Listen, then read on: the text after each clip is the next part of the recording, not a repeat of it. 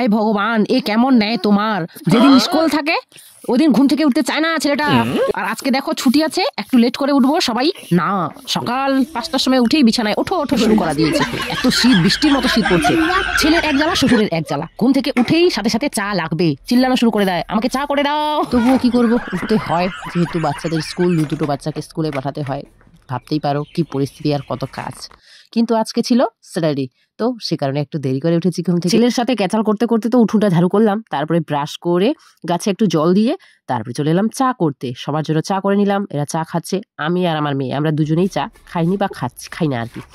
আর ছেলেকে দেখো এই যে সকালে বিস্কিট চা খেয়ে এসে এখানে জল খেতে এসেছে, এত ঠান্ডা জলটা এঠো করে আবার ওই জলটা কি করেছে, ড্রামটা তুলে আবার ড্রামে ঢেলে দিয়েছে। মানে কি বলবো এই ছেলেটাকে, মুখটা এত চলে মনে হয় কত বড় যে ছেলেটা, একটা কথা এদিক ওদিক হতে দিবে না, এত মুখ চালায়।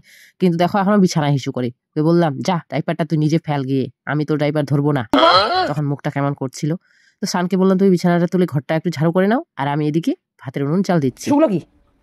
হ্যাঁ শুকলো কি? কি শুকলো? শুকলো কি? মা খাবি? খাবি ভাই? এত বদমাইশ কেন রে?